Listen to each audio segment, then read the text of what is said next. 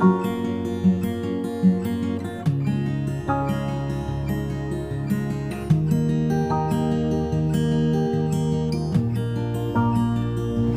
आज हम देखेंगे कि मुरब्बे कालिब की कीमत कैसे मालूम की जाती है। टॉपिक नंबर 1 के अंदर दो मुद्दे मसावात का अगला एक सेक्शन है मुरब्बे कालिब। अब उसके अंदर देखते हैं इसकी कीमत कैसे मालूम की जाती है। मुरब्बे कालिब का सवाल इस तरह से दिया जाता है, ए और ये बी और ये सी और ये डी, और यहाँ पर इस तरह से दो लकीरें खींची जाती है, इसको कहते हैं मुरब्बे कालिब। अब इसकी कीमत मालूम करने के लिए एक ज़ाब्ता है, जैसा कि तिरछा हम ज़रब करते हैं। इसके अंदर यहाँ से शुरुआत करते हैं, ए ज़रब बी, नफी कंपल्सरी नफी लिखना, और सी ज़रब बी। इस तरह से ये मुरब्बे कालिब की कीमत हम इस ज़ाब्ते के जरिए जो है मालूम कर सकते हैं। अब एक मिसाल हल करते हैं इसके अंदर मुरब्बे कालिब की एक मिसाल के तौर पर ए बराबर 5, 7 और 3, 9। अब हमको इसकी कीमत मालूम करना है। इसी तरह से हम इसको हल करेंगे जैसा कि यहाँ पर हमने पहले इसमें हमने हल किया था। जैसा कि यहाँ पर ए की कीमत है 5 और डी की कीमत है 9। जैसा कि हम ज़रब करेंगे 5 ज़रब 9, नफी 3 ज़रब 7। अब इसको ज़रब करेंगे, 5 को पढ़ा 9 तक पढ़ना है 45, नफी 7 दिया 21। अब 45 में से जो है हमको क्या करना है, इसमें से 45 से 21 नफी करना है, तो कितने बचेंगे 24। यह है मुरब्बे कालिब की कीमत। अब एक दूसरी मिसाल हल करते हैं। इसके अंदर n बराबर, यहाँ पर मुरब्बे कालिब की कीमत दी गई है। अब इसको देखते हैं कैसे हल करते हैं। यहाँ पर बराबर निशानी, पहले नफी 8 ज़रब नफी 4, नफी 8 ज़रब नफी 4। ये नफी कंपल्सरी नफी, तो इसका तिरछा ज़रब है यहाँ पर, इसलिए डबल है निशानी, इसलिए नफी 3 ज़रब और ये 2। तो यहाँ पर हो गया नफी नफी जमा 8 चौक 32, नफी नफी जमा 2 दिया 6। अब दोनों जमा है इसलिए हम यहाँ पर जमा करेंगे, दोनों की कीमत हो गई 38। ठीक है। उसी तरह तीसरी एक मिसाल हम हल करेंगे। मिसाल के तौर पर तीसरी, बी बराबर 2 जज़र 3 और यहाँ पर है 9, और यहाँ पर दिया 2 3 जज़र 3। हम इसको हल करते हैं, तिरछा ज़रब 2 जज़र 3 को 3 जज़र 3 से ज़रब करना है, 2 जज़र 3 ज़रब 3 जज़र 3, ये नफी। फिर 9 को 2 से ज़रब करना है, 9 ज़रब 2। पहले जो जज़र के बाहर है उसका ज़रब करते हैं, यानी 2 और ये 3, 2 दिया 6, और जज़र 3 को जज़र 3 से ज़रब किए, हो गया 3, नफी 9 दूनी 18, 6 दिया 18, नफी 18। यहाँ पर कीमत आ गई इसकी 0। ठीक है। इस तरह से ये तरीके से हम मुरब्बे कालिब की कीमत मालूम कर सकते हैं। अभी मुरब्बे कालिब के जरिए जो है हमको हमजाद मसावात हल करना है। अब यहाँ पर बोर्ड पर हमजाद मसावात 2 लिखी गई है, a1x जमा b1y बराबर c1, और दूसरी मसावत है a2x जमा b2y बराबर c2। अब ये हल करते वक्त में हमको पहले इसकी कीमत मालूम करना है, जिसको हम कहते हैं d।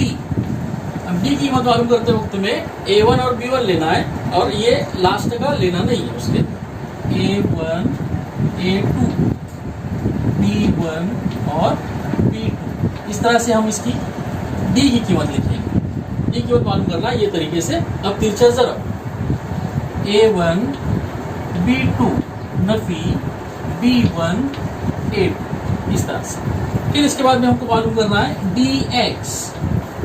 अब dx की कीमत मालूम करते वक्त में हम x को छोड़ देंगे, अभी बाकी जो 2 बचे हैं वो लिखेंगे। अब वो उसमें क्या करेंगे, पहले c1 c2 को पहले लिखेंगे, c1 c2 b1 b2।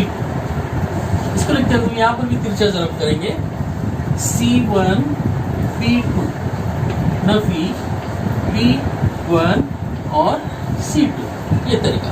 अब तीसरा है एक dy। dy में क्या करेंगे, अभी हम y को छोड़ेंगे, a को और c को लिखेंगे। A1 और A2, C1 और C2, तिरछा ज़रब A1 ज़रब या डायरेक्ट लिखो C2 नफी C1 और A2।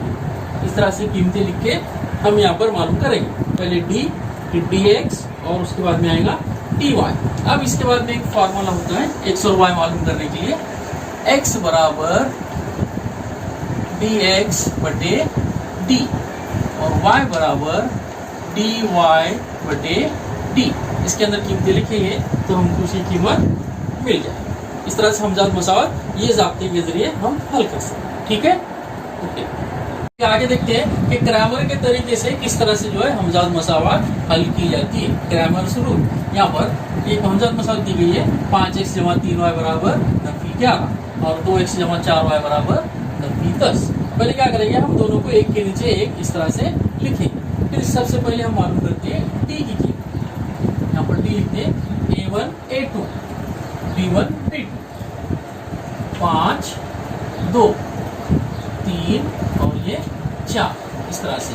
अब तिरछा ज़रब करेंगे 5 ज़रब 4 नफी 3 ज़रब 2, तो कीमत होगी इसकी यहाँ पर 5 चौक 20 नफी 6, 20 में से 6 नफी किए 14। अब उसी तरह dx में हम x को छोड़ देंगे और पहले इसको लिखेंगे। पहले c कीमत नफी 11 और नफी 10 और यहाँ पर इसकी 3 और 4। तिरछा ज़रब नफी 11 ज़रब 4 नफी